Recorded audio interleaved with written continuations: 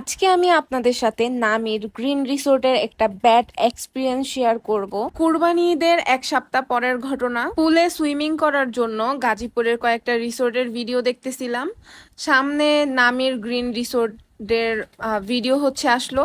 তো ওদের পুলটা আমার কাছে ভালো লাগায় আমি ওদের পেজে নক দেই। ওনারা বললো শুধু সুইমিং এর কোনো সিস্টেম নাই, ওনাদের এখানে বুকিং দিতে হবে, রুম বুকিং দিতে হবে। ওইটার সাথেই ফুড, সুইমিং, তারপর বোটিং সবকিছু এটার ভিতরে যা করবে সব ওইটার সাথে ইনক্লুডেড, এক্সট্রা কোনো চার্জ নেওয়া হবে না।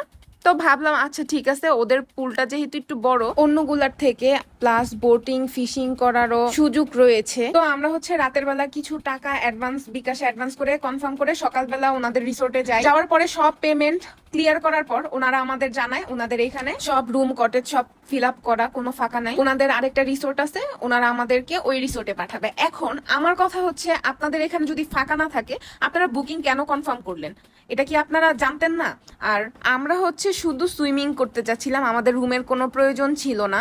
শুধু সুইমিং এর জন্য যেই পুলগুলা ছোট মনে হয়েছে আমার কাছে, দ্যাটস ওয়াই এটার পুলটার জন্য আমরা বুকিং কনফার্ম করি, কারণ ওদের পুলটা তুলনামূলক অন্যগুলোর থেকে একটু বড়ই ছিল। সেখানে ওনারা সবকিছু করার পর বলতেছে যে আমাদেরকে অন্য রিসোর্টে পাঠানো হবে, সেটাও নাকি ওনাদের রিসোর্ট। এখন আপনারাই বলেন এটা কেমন ধরনের সার্ভিস, কেমন ধরনের কথা। আর আপনারাও যদি এরকম জিনিসের শিকার হয়ে থাকেন অবশ্যই কমেন্ট করে জানাবেন।